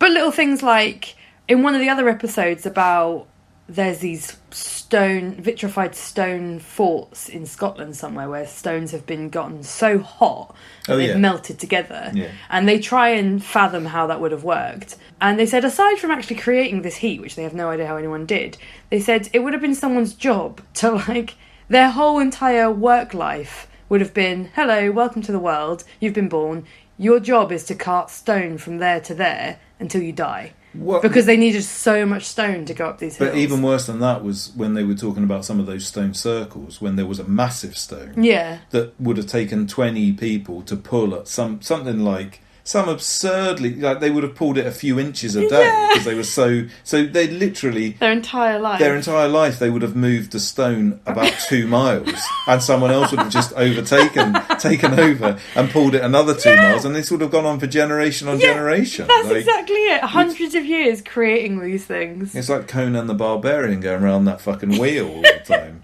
And no one knows why. But yeah, so that's the ones out in Peru and in Chile. But then the episode also covers the big drawings that we have in this country. So there's some white horse up north. There's loads of these like men in the countryside, hills in the south, this sort of way. And they focus on one that is the rude man of Cern. Is it in Dorset? Oh, it's a very sexy man in Dorset. Well, it's because it's a big... There's quite often these big chalk drawings of like men. And this one, they don't really talk... Well... The narrator doesn't talk about it too much, but this particular drawing of a man has a very large penis. Yes. That you can see for miles on this picture as well. And they choose to focus on why his arms stretched out and figure out it had like a rug on it at one point. But the locals have a very different opinion of what this drawing is about, don't they? They certainly do. Well, there's 2 men interviewed in this next little bit about this man with the big cock. Both of them seem very excited about him, but they're very difficult to describe, these 2 men. They're both very unusual looking, but they are probably the youngest people in the programme. They're definitely the youngest, and they're proper country bumpkins. This is a clip that you really need to see. So I will put this on the YouTube playlist, but... you need to see the people saying these words. But you also need to hear these words. Yes. And the rude man of Cern may, after many centuries, yield up his true identity. Well, I think he's a Celtic god, really. A sex symbol. We did have one girl that was been married for about 7 years and hadn't managed to have a child, so we told her to go and sit on the giant. Apparently, you were supposed to sit up there with your knickers off. I don't know whether she did that or not. But the next spring, she was pregnant. I look at him every day. I think he is a sex symbol because he does wonders for me. I'd love to know what wonders he does for him. Bless him. I don't think the man that said that has ever had sex in his life. But unless he's been sitting on that man with his knickers off. Not with someone or with a human. Let's put it that way. Bless him, bless him. No, we can face shame him. Unquestionably. We can do a bit of classic Breakfast Punks face shaming. Oh, bless him. No, he's well, it does well for him. Who knows? He might be the sexual deviant of the town. Yeah, he's not. But yeah, as with all the other episodes, they don't really come to any specific conclusion about this stuff. They just kind of go around the world showing you large men, some of whom have large penises, and other large drawings in the ground. And they do well off of them. No, I think one thing I do think is good about those programmes is it does give an indication of the work that goes into them. Yeah. So I guess I didn't really even fathom that there are people whose entire lifetimes would have been dedicated to dragging a stone somewhere or like drawing something on the floor with chalk. It did make me think about the kind of hugeness of these things, as it were. Yeah. But it's interesting that we don't know... Well, I guess it's interesting that we don't really know why they did it, but it must have been important. I'd never really considered that it would have been someone's life's work to have completed a tiny bit of it. And I suppose if you think about various ancient cultures, it was a lot of people's life's work to do that stuff. There's an episode where he starts in Sri Lanka and he goes to that place where there's just a massive staircase that looks like it goes to Yeah. nothing. And that was said to be, created literally out of a big rock over 20 lifetimes or something. insane, and I isn't it? suppose it is the same as the pyramids. It's the same as all of this stuff. Like, I suppose human life wasn't deemed nearly as important as it is now. I mean, in that context, it was, sadly, a lot of these people, I'm sure, were like slaves and stuff. Yeah. But also, going back to the stone circles one, so the stone circles we imagine were probably built by druids or whatever, but actually in reality, they were just probably pulled around by slaves. Yeah, I suppose they're seen as this kind of like very spiritual thing, and they obviously have become that. There is something really interesting about just going on to the stones. I don't know if this is specific to Stonehenge, but we always presume that druids are the people that did stuff, whatever it was, that used the stones in for the stone they circle. wanted, yeah. And actually, and a lot of modern day druids and people that follow paganism use those stones and see them as being a part of their religion. But actually, in reality, what's been found out, I think, since this programme, is that Stonehenge actually was built at least 1,000 years before druids existed. Oh, okay. Yeah, no, so I don't know anything more about that.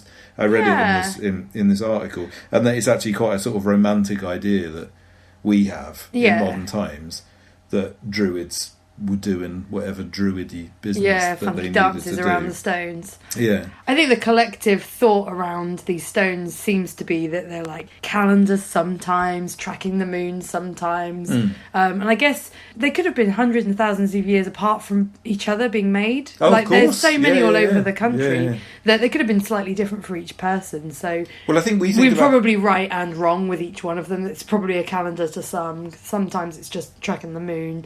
Sometimes it's the solstice for others. But yeah, we think of things in a very sort of modern sense in that way. Like if you think about, say, Victorian times to now times, you can see so many clear differences of various things that have happened over the course of 150 years. Yeah, say. exactly. But whereas back then, it was sort of way like, back when. Back in my day. In the olden days. But in like ancient times, one person's life, not a lot would have changed from when they were born to it. It's not like the internet would have been created, or whatever, or like flying machines were made or whatever. Fundamentally, most people, for generation upon generation upon generation, their lives were the same as their great grandparents, more or less. Nothing changed. With some degree dragging of change. that stone up that hill in Scotland. And it's probably like, I guess it's the Industrial Revolution, isn't it? That then things started to kind of speed up. Yeah. And there is this is totally off point, but it's just made me think of it. Timothy Leary had this idea that evolution, with every generation, halved the amount of time that it took to create like new things. Oh, okay. And admittedly, I think when he was talking about this in the 60s, he presumed that by the time we got to like now, we'd be flying. We wouldn't ever have to work, and everything would be, so mechanical engineering and things like that. Yeah. And there is some truth to it. I think you can follow a certain line along that says like, it took for the Industrial Revolution to happen, it took 200 years. Yeah. But then for the next big leap, it took 100 years. Then the next big leap, it took 50 years, and the next big leap. And so by the time they got to the 60s, they were like, well, the next big leap's going to happen in 20 years. Yeah. And it did, because, then computers exist. Yeah, and then the next one is 10 years, and then, and so it did kind of follow a certain pattern. I do think it's lost it a bit, because I think at this point it's supposed to be like the next big leap is supposed to happen every like 0.5 seconds or something, because we've got that far along. Why aren't we the Jetsons like flying around in space? But you could, but people are. Oh, God. William Shatner's about to go to space. Is he? Yeah. Why? Because he's on. He can? He's on. I don't know. One is of those he in cocks. that Intergalactic Federation Bezos talking to a thingy through a implant in their face? Although there's been more news about that, but I stopped myself from telling it. Next time. But. But the point being that, the world that we live in is so different to the world that people that would have made the Rude Man of CERN's So if it took 300 years to form a stone circle, then it took 300 years to form a stone circle, and you were just going to pull a rock. And no one wrote down what it was for, so we just look at it going, fuck knows. No one could write. True. Fuck. Or write, I don't know, runes. Clearly. I don't know. Their spelling weren't very good back then. They had a fountain pen, and it kept running out. They just had one to share. A quill. A quill. One feather. So the other mystery that was really interesting was probably one of the few that I'd never heard of. I had no reference for whatsoever, and I don't think you did either, which was the Great Siberian Explosion. And it was about the cause of the Tunguska event, which was a massive 12 megaton explosion that happened near the Tunguska River in somewhere in Russia. I cannot pronounce the word. Yenisk. Yenissesk governor. Yep. It's long, isn't it? It just repeats a lot. Somewhere in Russia. Podgamenyaya. Oh, yeah. I'm making all this up. It's up the road from... Somewhere. Anyway, somewhere on the Tunguska River in Russia on the morning of June 30th in 1908. And basically this explosion just flattens about 8 million trees over a huge area. It's the size of London and New York put together. That's it. Yeah. The explosion was heard 1,000 miles away. There were some really rudimentary photography from this time, which shows... So there's people who took photos in Norfolk while they were playing golf in the evening, and it looks like it's a moonlit... It's like it's daylight almost. Yeah, it stayed light for days, didn't it? Yeah, it was really light when this explosion happened. You could see it for thousands of miles away. And the mystery is that no one knows what happened. There was this massive explosion, but there's no impact on the Earth. So, and where the explosion happened, some things are stood still. So the trees directly where the explosion happened stood still. A little bit like the Hiroshima bombing. Yeah. The buildings right where the bomb dropped actually stood still So because the explosion happened just above it. Yeah. And that's why people were like, what the hell happened that caused such a great explosion that there's no actual evidence for? We still don't know. No one knows. No, but this is one of the ones where there was hints and clues as to what they think has happened. They talk about that they think a comet fragment must have happened because there was no evidence of any comets near the Earth at this time. But they wonder if a fragment of a comet came close and then exploded in the atmosphere, which caused this massive devastation around. Yeah, I think because they don't really know, but it does seem to fit with an explosion that happened above the ground. Yeah, I think maybe even 5 miles above. Yeah, the ground, that's exactly it. Yeah, some way above the ground, but big enough that it would have caused a lot of damage. So yeah, but I'd never heard of it before. It was really super interesting. I don't know how well known it is, really. No. It's a completely unknown event. Something that's quite interesting, being that this happened in the Soviet Union and could have possibly been an atomic bomb, which we probably should say, which goes throughout this entire series, is of course because it was made in 1980. Yeah. A lot of the conclusions that they come to are things like, cool, imagine if this had happened now, and the Soviet Union might have thought that we were, sending an atomic bomb, and then they would have bombed us. Exactly. And this was slap bang in the middle of the Cold War. And of course, again, there's a constant theme throughout, no matter what they're talking about, almost threat and of just fear. possible fear. And in a way, everything about this program fits into that kind of holy fuck, the synth score is really I don't know, everything doom, about it. Impending sense of doom. Yeah. I have no reference point for what it was like to be under threat during the Cold War. But there's something about this programme that does sum it up quite a lot. Well, I think you're right. I think that's probably why we'd never heard of this event as well, because I do think it's probably really obscure, but he kind of sums it up, doesn't he? He says, this is something we really do need to work out what happened because of that. Yeah. And so, I think that's why it's really interesting that it got brought up. But, he really is if we don't work out what happened and it happens again, then we're all doomed. Yeah. But, it's just really interesting. But that one really was, it really did blow my mind. Yeah. I love it. So, final thoughts on Arthur C. Clarke's mysterious world? What do you think, David? I enjoyed it a lot more than I thought. I couldn't help but laugh at a lot of it. We sort of covered a lot of the, again, the people that are involved, and a lot of the way that it's presented does seem silly at the moment. But I love all of this shit though, as well. I love Bigfoot. Oh gosh, stone circles.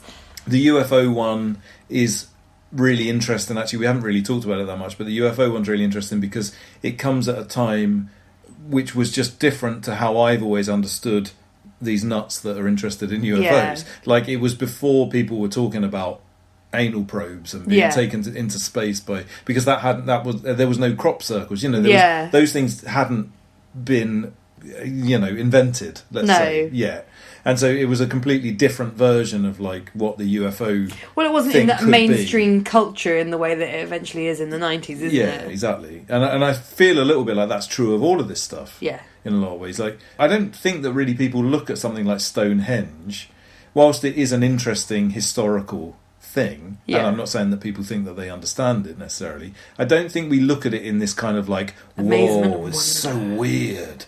It's just like this. It's like an English heritage site that we can go and pay 50 quid to go and have a look at. Well, exactly. And maybe that's an ignorant thing to say because I'm sure there are, obviously there are people who still feel very attached to things like that. Again, people that are into kind of more pagan things and stuff. But I do think the interesting thing that I found about it was that it was an area of interest to me, but it was from a completely different perspective to what the modern world is now. 40 years seems like it's been such a long time when you watch this programme. It just seems like everything about, particularly England, there's something very English about this programme. And obviously a lot of the people, it does go around the world, but a lot of the people that are interviewed, as we've said, are extremely English. And there's just something about both the fact that it covers a load of subjects that I'm interested in and just the fact that it's made in a place that I live in and have... I was born the year that this thing was released. But everything just seems like it's almost like another dimension or something. Yeah. Like it's just this weird shift in reality whereby it's a completely different world and a completely different way of looking at this like man, myth and magic shit. Yeah.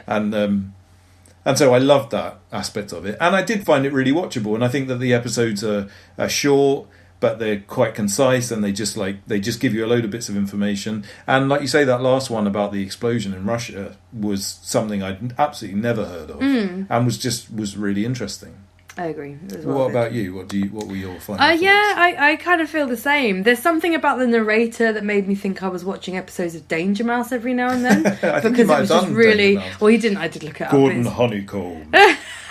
No, he didn't. He was a news broadcaster apparently at the time. God, But he would have. Imagine I know. that, like during the Cold War. Fear. Yeah, just fucking hell. Because it did have that air of like introducing like something dramatic. Like I say, and it reminded me of, I think it's David Jason that does the narration for the original Danger Mouse. Oh yeah, it is. Yeah. Although I wouldn't say that his voice reminds me of David Jason. No, it doesn't. It doesn't sound like Del Boy. No, I know, but David Jason does a very proper, like, booming English voice in Danger Mouse. So anyway, it really reminded me of that for a bit. And then, juxtaposed with these just, like, fuddy-duddy old English people that turn up every now and then and give their stories of broad beans falling from the sky and various things like that. But yeah, no, it's just really... I do love the weird and, much the same as you, that weird and, like, unexplained nonsense. And I am a bit like you in as much as I don't need an answer. I just like hearing people who are really into finding out or really into looking at it. Yeah. So yeah, I thought it was really good. It was a nice little discovery in that respect. Yeah. And I would happily binge watch The Lot on a Sunday hangover, that sort of thing. Yeah, it's proper like comforting nonsense, really. I think the only other thing that I've watched that's anything like it isn't really anything like it is the original Hitchhiker's Guide to the Galaxy BBC TV series. I mean, they're nothing like each other in as much as one's a documentary and one's not, but I think that was probably made about the same sort of time. And the Hitchhiker's Guide to the Galaxy is so fucking good, like the actual book and everything, that even though that show has all of this, it's from a very similar England and made in a very similar way. And I suppose it touches on some of the same sort of ideas to some extent, although it's much deeper. But I always loved that, but I found watching it quite unpleasant. It doesn't. It comes from a totally different time, and I suppose that's probably the only thing that I'm guessing was probably made at a similar time, which I've experienced in my life that I actually enjoyed. Yeah. I imagine if I went back and watched most TV from 1980, I probably wouldn't enjoy it very much. When was Dad's Army made? That'd been later than that, would it? Could have been later, yeah. It was similar. But all those sorts of things that I remember growing up with are probably not for like hello, hello. Yeah. I mean, definitely some of the French accents that they put on. It could be the fucking policeman from Hello, Hello. Oh, gosh. I'm sure there's loads of stuff. Probably really famous programs that were made in 1980 that, if you went back and watched them, would look like they came from a very similar world as this. True. I don't really know. True. Well, we should probably wrap that up and move on to a song. The next song is by On a Hiding to Nothing, and the song we've chosen is Dave. Well, I don't know Isn't who that chose strange? that. Well, I did. As soon as I saw it, I said, "You've definitely picked that song because it's called Dave." So On a Hiding to Nothing are from London, and this song is from their new album Will Probably Be Fine, which is available online now and on tape via Cat's Claw and on vinyl via Bearded Punk early next year. So this is On a Hiding to Nothing with Dave. Hi.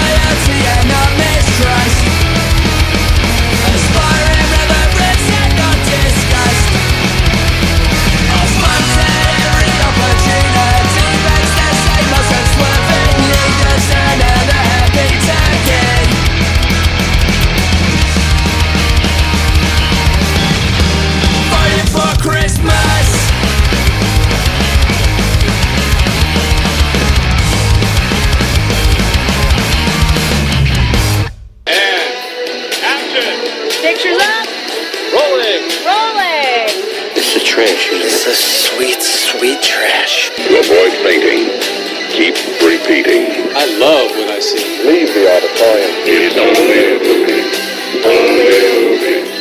Only a movie. This episode's trash film for review is Thrashin from 1986. Check it out, Hook and the Dancers.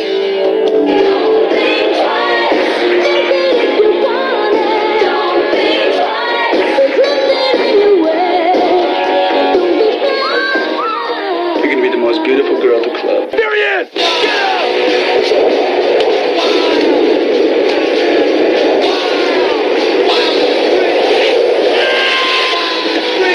Just a game, right, Valley Boy? You like games, right, Valley Boy? An uphill romance. Corey, please don't go. To a downhill race.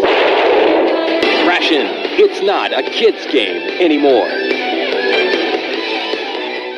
Corey, played by Josh Brolin, and his band of skater buddies sometimes make mischief, but they're more interested in girls and having fun on their boards than getting into any real trouble. Notorious enemy crew, the Daggers, led by Tommy Hook, get their kicks by terrorising the locals at Venice Beach. When Corey starts dating Tommy's kid sister, the Daggers are furious. The boys then take their beef to the LA Massacre, a deadly skate race down a canyon road.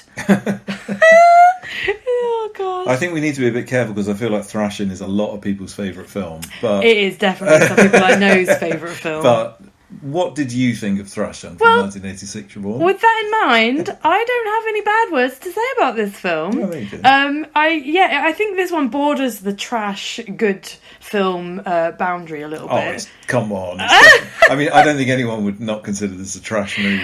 Actually, it's pure trash. But there's an awful lot to like about this film. Namely, the soundtrack from the get-go is awesome. Meatloaf does the intro song. Yeah. It's Thrashin', which is just awesome. And then Devo come in straight away. I think the Circle Jacks are in it. Fear come up in it. Yeah, there's a really nice mixture. I think the soundtrack is perfect because it's about, not quite 50-50, but it's more or less half punk. Yeah. And like proper, American hardcore. Yeah. And then half fucking beautiful 80s like synth wussy pop. ballad synth. Yeah. But both are brilliant. That's my two favourite styles of music, just mashed together. This is like your kind of perfection in that respect. Well, apart from the Red Hot Chili Peppers live performance. Yeah, no, that's true. Their cameo is just awful. There's just loads of lovely little bits in it. I just remembered that there's the bad guy does an air guitar solo for a really long time, and everyone cheers. So that's just. But it's not just any average air guitar solo. It's the most insane bit of film. Unexplained. It just suddenly cuts to him in a busy room with everyone watching him doing the most bizarre, really long air guitar solo. Yeah. Really, I don't know what words I can use that aren't going to get me cancelled to describe really what he's doing. embarrassingly, I would say. And they all like cheer him like he's amazing. It's very strange. Some of the beautiful pictures of Venice Beach and of the footage of the Hollywood Boulevard, like it's really wonderfully sunny LA, and it does make you want to go there immediately. Watching Josh Brolin skateboard was quite fun because I guess he can do it, and he did quite a lot of his. I know he has someone stand in for him at some point, but he's on it quite a lot. So I think he could do the basics. He could get on the board and roll along. Yeah. I mean, that's more than I could do. What can you do? Can you do an ollie? I don't think he could do an ollie. No, I don't think he could do an ollie. I think he could stand on it and go fairly quick. And those bits of him when he fell off a lot when he had the broken arm, I think that he was did that. him. Yeah, that was definitely. that was him trying to do all the other bits, I'm sure. That was his stunts. He does a wonderful line. We just thrash. What do you thrash? What do you got? It's just like, oh. That's chatting up a lady. Well, and speaking of his lady, the most awkward sex scene that I think is in any film ever. And when I was thinking, have I watched this film or not before, I wasn't really sure until we got to that sex scene. I was like, oh my God, I've seen this before. Because it goes from like loads of punk and loads of just like fast skateboarding scenes throughout the entire film and a few cheesy lines and a little bit of synth ballad, and then full on let the love begin, and just slow-mo stripping. The worst French kissing I've ever seen. Immediate sweaty skin, and just them fucking in a caravan. Yeah, and it's just... I think they definitely thought that was really romantic. That song is a really strange song as well, because I think it's like a duet as well. And it's like it's like a really, really shit alternate reality version of I've Had the Time of My Life. Yes, it is. But it's sort of, it doesn't explain the story. No. It's not sort of like he was a skateboarder or whatever, but it's more or less sort of explains what they're physically doing. Yeah, kind of. Well, it says like let the love begin. Yeah. Something about letting me in. Just a lot of just basically let's have a fuck in a caravan. They're not filmatic language wise when they're walking around just before they fuck and they're sort of on a date, they walk past a sign that just says casual sex. Yes, and they just look at it and they both like point and then in the next scene that fucking song starts and then they're suddenly sweating it out with each other. It's just a lot. But yeah, everyone is dressed wonderfully. They've got nice makeup on at the end when they get wall painted up for their final skateboarding event. I just thought, yes, I really like this film. It looks beautiful. Lots of silly skateboarders. Everyone's very dramatic considering they haven't met each other for very long. The bad guy and the good guy hate each other, and at the end they're just so nice to each other. And my other favourite little bit is when Corey leaves his house, because he doesn't come from LA, he leaves LA to go there because he's a good skateboarder. He leaves his house by his bedroom window and skateboards off the roof. For no reason. As if that's how he leaves his house every day. Yeah, and then he thumbs a ride as well. But at the very start, his mum has left him a load of notes saying, "Have fun in LA. Yeah, exactly. Here's some money." And then, but he still climbs out of his window anyway, and he still sneaks out the house. He still doesn't just get a lift. bus like a normal person. So it's beautiful. What did you think, Dave? Yeah, I mean, I agree. I love the sort of atmosphere of the film. I'm not necessarily sure it's the best made film in the world, and I'm not really sure that the story is kind of like so many of these films from this period. And I'm sure that they're still making films like this, but this was definitely a real thing in the 80s. Yeah. It was kind of like Romeo and Juliet, but with... And then insert whatever is cool. So Romeo and Grease, Juliet, for but example. or with breakdancing, or with skateboarding, or with roller skates, or with whatever fucking thing that came along with funk music, or whatever, disco. I mean, all that shit. Or punk, for that matter. Yeah. There's a bunch of them that are just like punks, and one's a punk and one's not, like Valley Girl and stuff. So in that context, the storyline didn't exactly grab me, but absolutely everything else about this film totally did grab me. Yeah. It looks amazing. You're totally right about all the LA stuff. A lot of it's in Venice Beach. LA's still a bit scuzzy. When they're going down Hollywood Boulevard and stuff, it's proper Hollywood Boulevard. Although I still think LA has is quite nicely scuzzy actually. Oh yeah, I mean the bit of Hollywood that we stayed in was pretty rough. Yeah, totally. And just there's a lot of it's really unsubtle, and I suppose it's totally 80s, but all of the sort of set dressing and stuff is just incredible. There's no subtlety to it whatsoever. It's just these guys are punk skateboarders. Yeah. So therefore, everything is covered in graffiti. Their house is incredible.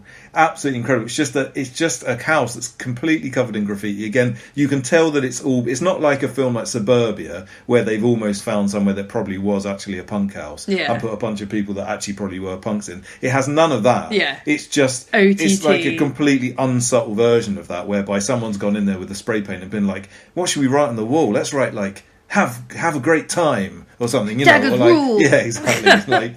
It's and so I just love everywhere they go, and there's so many different bits like that. There's a bit where the main baddie and Josh Brolin have a fight or a joust on their skateboards. Oh yeah.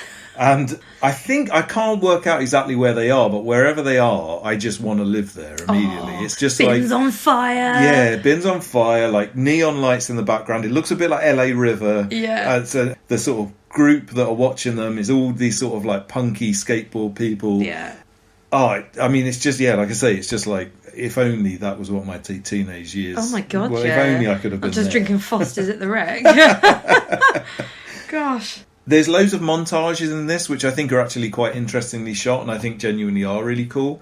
They seem to be a bit random, and I think they're probably thrown in to kind of ape, what I guess skateboarder videos would have been like. Yeah. They're all montage, but they look like they're made on a handheld camera, and they all look really kind of gnarly, and they look a little bit like they're real. So there's the main one that I'm thinking of is that there's one where they go down Hollywood Boulevard on their skateboards, and you can tell that all the other people that are just walking along and stuff, it's obviously quite a busy day. They're obviously not been told that a film's being made. Yeah. And it's fairly clear that whoever's holding the camera is also on a skateboard, and it's just kind of the actual actors from the film just fucking about, and riding into people and just making a mischief of themselves. Yeah. And there's a bunch of them. I think there's when him and the girl kind of get together and they go to a circus, and the circus or a fun fair place, and the fun fair just looks fucking incredible. So good. But again, I don't know where that is. And that's where they see the sign that just says casual sex. But during that, they also go to the shop Waco or Wacko. Yeah. It's Wacko, isn't it? It's definitely not Waco. And Wacko is a really famous, really old shop in Los Angeles. It's been there for, I think, 30 years or more. It must be more. Cool. Yeah, it's more. It's from the 60s, I think. And it's the best shop in the entire world. It sells only things that I am interested in, Yeah. and no things that I am not. It's incredible. Everything's so wonderful. But it's just like random shit. So there's loads of books and stuff, but there's loads of just like weird toys and weird shit. Just weird shit. That's all they sell is weird shit. And there's an art gallery out the back. And one time when I was in LA, they were doing I don't think you were there.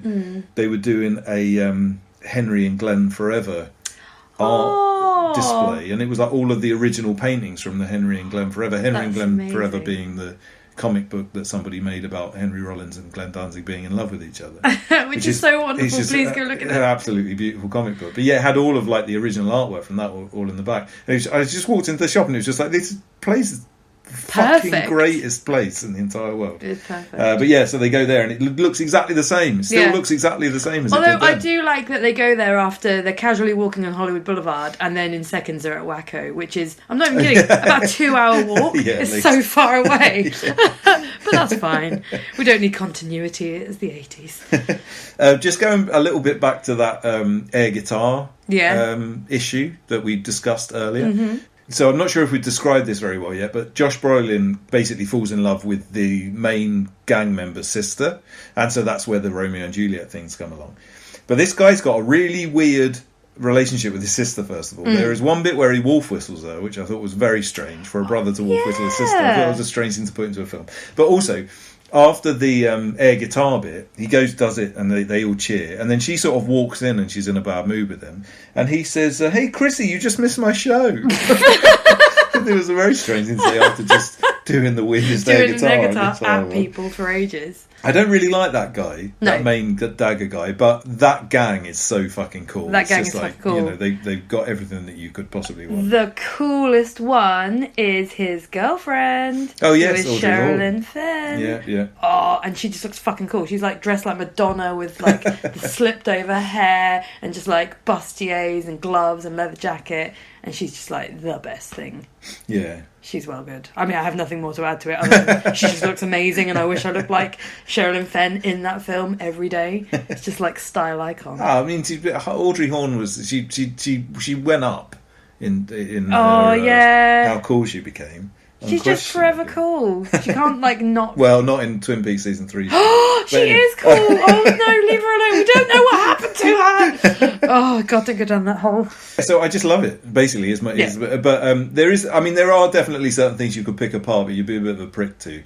But there are things like, I mean, it is all very over dramatic. There's a lot of stuff whereby, like, you know, it's like, this is a film about skateboards. Yeah. So therefore, at all times, they have to be doing twizzy shit on their skateboard. Twizzy shit? No matter what they're doing. You've been on a skateboard. No, but it's just kind of like, oh, you've got to cross the road. Oh, you've all got to do a fucking... Yeah. You've all got to go, like... Do a... You know, halfway up the road. Do one of them jumps or whatever. One of them. It's kind of like... Imagine if someone made a film like this, but it was about parkour. And how much you would pay the people involved if, no matter what they did, it's like, I've got to go and get a biscuit from the kitchen, but I've got to fucking do a roly-poly over a couch. But I guess, so that's probably where a lot of people do love this film, because it is very true to, like, skateboarding is huge at this time, and there's loads of pro skateboarders in this film, right? Yeah. So I guess... But that's fine. That's not really what I'm talking about. You're right. Yeah. So those guys, yes, when because they're a lot of the people that are on the ramps and stuff. Yeah, of course, do the twizzy shit there. What I'm saying is like if you're going to go and if you're just going to cross the road, you don't need to do an ollie in the middle of it and go, "Whoa, dude!" Like, you know what I mean. Just chill out. Like, you know. I like all that. But I do understand. I understand why that would be in there. Really. Yeah. Also, this film. Maybe I shouldn't bring this up because I'm sure we'll probably watch this and review it on the podcast at some point. I always get it mixed up with this other film called Rad, which I think I must have watched by chance. I think I found out about both those films at the same time and possibly even watched them on the same day. Yeah. Like 20 years ago or something. And I think you then made me watch them both very close to each other because I got a bit confused. Yeah. And so Rad is it's definitely not as good as Thashin, but it's more or less the equivalent film, but it's on BMXs. But it's got John Farnham. It's got a lot of John Farnham in it, and it's got all of the same other stuff, including one of the most amazing "We're falling in love, but we're both on BMX bikes in the disco," and that is something that happens in this film as well. When they go to like a house party, This is another version of just this give up the fucking skateboard for a minute. Yeah. They go to a house party and so everyone's like dancing, except of course they're not fucking dancing. dancing They're all on skateboards dancing around. They're not even doing tricks. They have to be on a skateboard. Yeah, and they're called the breakers because they break dance on skateboards. Oh, well, someone, the main guy from the Daggers walks up to a breakdancer who does a really, really long spin on his head. Yeah. This is right at the very start, and he just whispers in his ear, "Breaking is a memory." I think that's to sort of say like, oh, breakdance is out now. Skateboarding is in. I see. And I guess just even filmatically, like there were loads and loads and loads of breakdancing films made in probably 1984. Yeah, and so in true. 1986, skateboarding was probably the new thing. breakdance, and there was probably something in between. And in fairness, Rad came out this year as well, so just generally being on skateboards, just being BMX. on wheels. So, and filming it in that way, because skate videos and BMX videos are huge. Yeah. So I guess, and that's what this was about, wasn't it? It was about being a promoted. And at the end of both of them, they had to go down a hill really fast. Yeah. It's basically the same. And winning film. Sponsorship. Yeah, it's all a big deal. But I mean, you can those are, I suppose, if you're making a movie, those are the obvious things to do, aren't they? I mean, I loved it. I haven't written a single comment that's negative on my little notepad. No, I haven't. And I'm surprised you didn't mention the Red Hot Chili Peppers, though. Maybe it's worth I've just mentioning put them. Red Hot Chili Peppers cameo, lots of crowd surfing, but I didn't give it any bad. Well, most of them in the audience were on fucking skateboards. No, I will say the reason I like that scene, I know that the Red Hot Chili Peppers are disgraceful and awful and whatever, but I liked it because there were so many people running and jumping and crowd surfing and getting off the stage. Cool, yeah. It looked good, and it was giving me memories of things like What's a Cool Fest. So I was just like, oh, I can't hate it. No one was dancing. It was a bit more Hollywoodized than What's a Cool Fest, I think. True. But yeah, I will say this. Red Hot Chili Peppers at this time in their life, this is extremely early Red Hot Chili Peppers. This is before they had any. I mean, they were like on a major label and they were known, but they definitely hadn't had a hit of any sort. No. This is pre even like Funky Monks. This is like I don't know their earlier albums, but they did a load of albums before they got big. And I will say they are weird as fuck at this point. I mean, they sound somewhere between. Music. It's like funky, noisy. It's almost like it has like it sounds a bit like Primus in some respects, and it sounds a little bit like sort of Mr. Bungle and stuff. I mean, it is really fucking weird. I don't know how they went from that to AOR darlings that they are now. I mean, I do. They just got more and more boring and made more and more ballads. Exactly. But like, it is interesting to see them because whilst I'm never going to say anything good about Red Hot Chili Peppers, and I'm not really even paying them a compliment, I will just say that the song that they play in this, and a lot, I've heard their early stuff. A lot of their early stuff, it was weird as fuck. There's no like music to it. It's flat bass and a bit of twiggly guitar. Yeah, no real rhythm. There's rhythm. There's lots of rhythm in the drums, but then the vocals are just sort of like you just go, what? Yeah, like scatting is exactly right. Yeah. I think if Red Hot Chili Peppers had just made like that and it didn't exist past this film, and I'd watched this film and seen them, I probably would have bought their album and just to see what it was like and be like, what the fuck could this possibly sound like? Yeah, it's better than Infectious Grooves. Oh, all right, there we go. Which is the only other band that I could compare them to. I can see that in any way. I like Infectious Violent Grooves. and Funky. Yeah, right. It's not as good as Infectious Grooves. Come I'll off take it it. back. Well, I'd give Infectious Grooves probably 5 out of 10. Okay. What are you going to give this film? I feel a bit of a fool for rating it highly, but then I do remember that this is some people's best film ever. What's that got to do with what you think about well, it? Well, no, because just rate the film. As much as there's no like mega standout moments, I really just enjoy it. So I'm probably going to go a solid 7 out of 10. Well, that's not as high as I thought you were going to go, to be honest. Well, no, I can think of films that I would rate higher, and it's not quite there. So, marked down only because of Josh Brolin's just... Oh, you don't like Josh Brolin, do you? We haven't talked about that. In this, I don't particularly like him. There's some scenes where I can't tell if they're meant to be staring at someone just past the camera or looking into the camera, but Josh Brolin's eyes haven't really decided what they're doing. And that's not to face shame him, it's just because he's just not chosen a direction to look in. And do you think that's his acting style? Or do you think it's such a weird thing? I think I kind of know what you mean. Do you think he's trying to look like dreamy by looking past the camera? Do you think someone's told him that? Yeah, I think the problem someone has said, be a dreamy skateboarder from LA. I mean, he definitely is a dreamy skateboarder from LA in this film. Yeah, but there's something just not slightly off about him. It's not that I don't fancy him. That's what this is kind of coming off as. Like, I don't fancy Josh Brolin, so it's not really. That's not what at all. The lady does protest too much, I think. Well, he looks a bit like a brick, and I don't know. There's just something off about his acting style in this, but. I imagine some people say that about lovely Keanu Reeves in some of his earlier films. No one says that about But I adore the thing that Keanu does.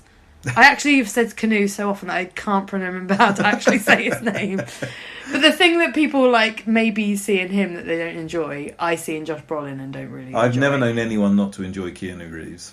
Now I've said it weird. But that's not how you say it. I said it in between. Keanu Reeves. But I have this weird thing with Josh Brolin in as much as I presume he did continuously make movies, but until whenever it was, 10 years ago, when he suddenly appeared again and was in loads of big films, I didn't know he'd done anything apart from being the horrible big brother in The Goonies. Yeah. And I watched The Goonies about 1 million times when I was really young, and so that was the only other, and I don't even know that it took me a while to put those two people together, the gnarly cowboy in that Coen Brothers film with the big brother from The Goonies.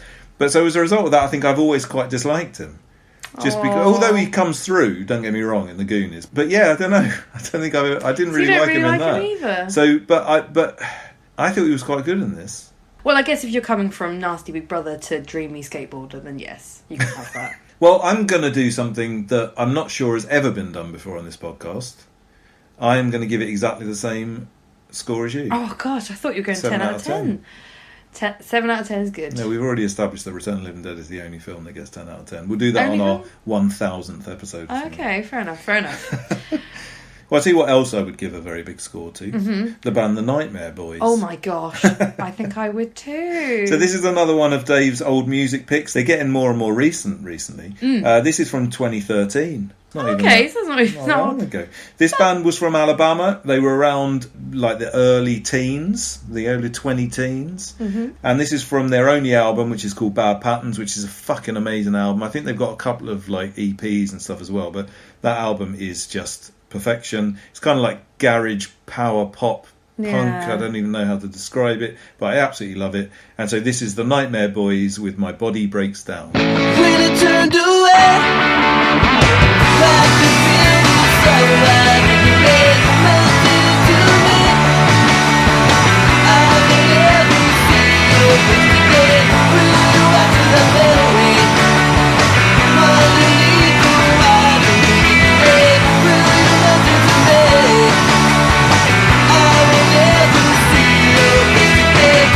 And so, maybe my soul will let me know, let me know. Maybe my body breaks down.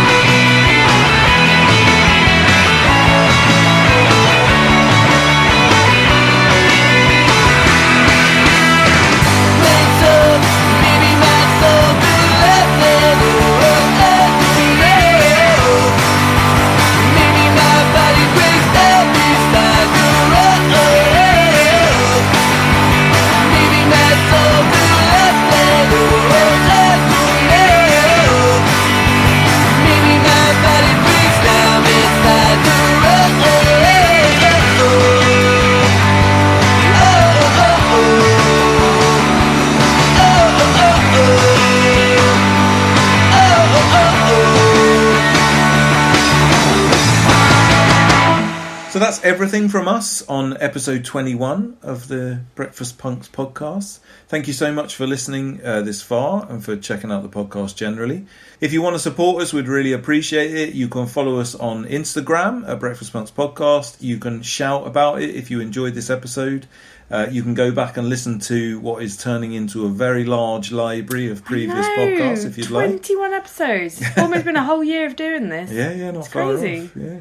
Aww. And they come out like clockwork every Thursday. Every 2 God, I tell you what, weeks. it's a well-oiled machine, isn't it? It is. We've got such a good routine. I love it. You can also sign up to our YouTube channel. Is that what people do? They sign subscribe. up? They Subscribe. Yeah, it's kind of like subscribe. signing up. That's Yeah. fine. As with every episode, we always put a load of sort of supporting material on there. And certainly on this episode, it will have the entire series of Arthur C. Clarke's Mysterious Worlds. But I will also put a few of our favourite little clips, because I think there's loads of them on YouTube, including that man who gets sexy because he sees them. Oh, yeah. That does wonders for me. I love him. And if you're listening to this on any podcast app, if you would like to give us a 5-star review, or, Or nothing. Or, stay quiet if you want to give us anything less than 5. Just message us privately with some feedback. We'll message you privately with our thoughts too. No, I'm joking. We like all feedback. Yeah, and if you did want to give us feedback, or if you wanted to tell us about some weird news stories or some weird shit that you might want us to cover, or if you're in a band and you'd like us to play you, or anything, or any films really, that you want any us to films watch. that We've you want been us to gifted a watch. few recently, so we will get to them. We're getting to a bit of a backlog. Yeah. But contact us at shamcityroasters@gmail.com, or just send us a private message on Instagram. Yes. We'll end with one last song. This is from a band called Cool Jacks, and the song is We Live in Hell. Cool Jacks are from Leeds, and this song is from their new album England, which is out now on vinyl and cassette, and you can get that from their Bandcamp. So we will leave you with Cool Jacks and say goodbye here. Goodbye. Goodbye.